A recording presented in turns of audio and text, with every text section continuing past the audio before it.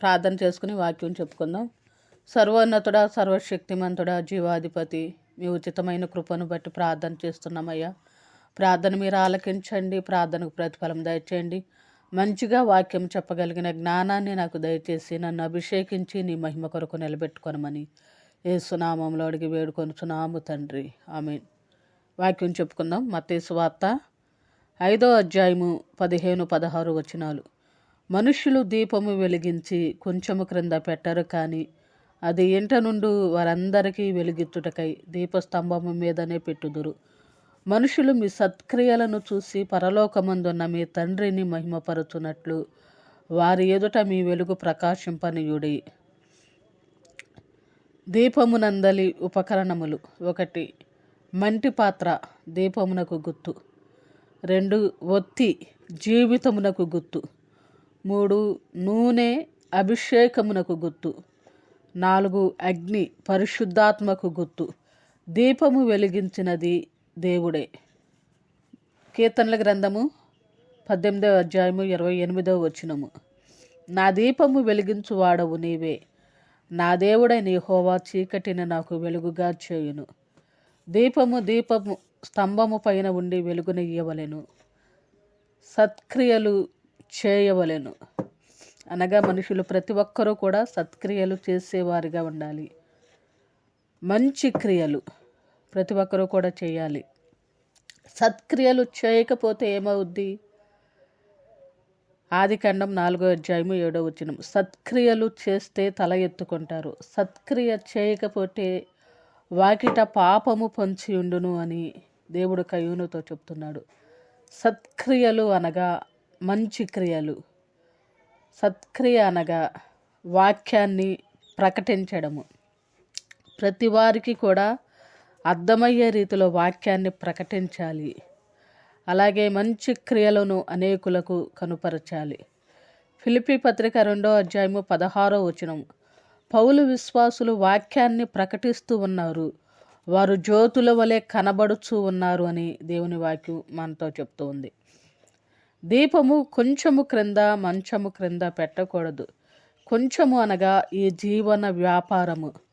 Timothy 2వ పత్రిక 2వ అధ్యాయము 4వ వచనం. సైనికుడు ఎవడును యుద్ధమునకు పోవునప్పుడు తన్ను దండులో చేర్చుకొనిన వానిని సంతోష పెట్టవలెనని ఈ జీవన వ్యాపారములలో చిక్కుకొనడు. మంచము అనగా సోమరితనమునకు గుర్తు. సోమరితనము గాఢ నిద్రలో పడవేయును అని వాక్యం చెప్తుంది.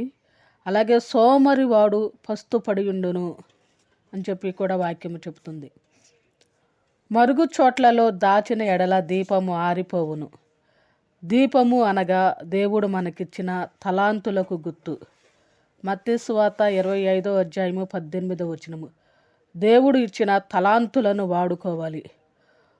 వాటిని భూమిలో కప్పిపెట్టిన ఎడల తలాంతును మట్టి తినివేస్తుంది.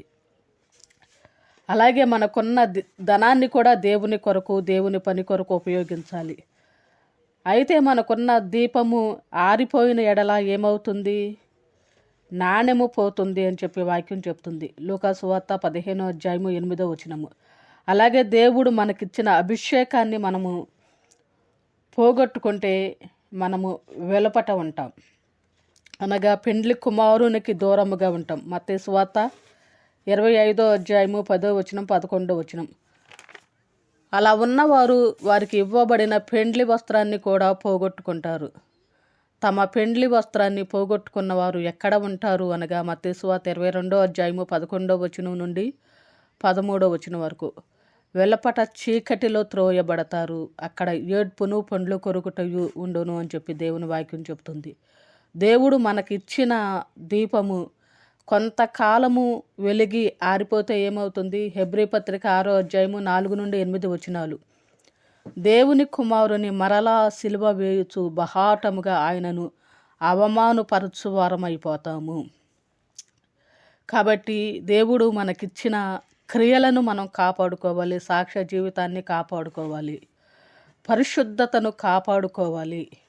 అప్పుడు మన దీపము వెలుగుతూ ఉంటుంది, అనేకులకు దారి చూపించేదిగా ఉంటుంది. అలాగే దీపం ఎలా వెలుగుతూ ఉండాలో మన జీవితము కూడా అలా దేవుని వలన వెలిగింపబడినదై అనేకులకు దారి చూపేదిగా, అనేకులను వెలిగించేదిగా ఉండాలి అని చెప్పి దేవుని వాక్యం చెప్తుంది. కాబట్టి మనము దేవుని కొరకు ప్రకాశించే వారముగా, వెలిగే వారముగా ఉండాలి.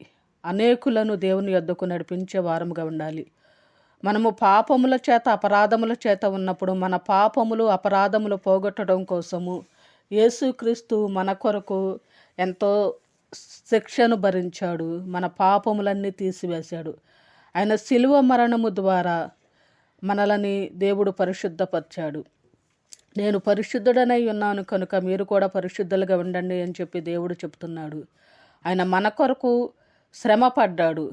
మన కొరకు ఆయన విరిగి నలిగిపోయాడు. తన శరీరం అంతా మరి గాయాలు పాలైపోయి రక్తము చిందించబడింది మన కొరకే. కాబట్టి అలాగే అంతము వరకు కూడా మనము కూడా మన సాక్ష్య జీవితాన్ని కాపాడుకోవాలి. మనము దీపము వెలిగించబడిన దీపము వలె మనం వెలుగుతూ అనేకులను వెలిగించే వారిగా ఉండాలి. ఆమె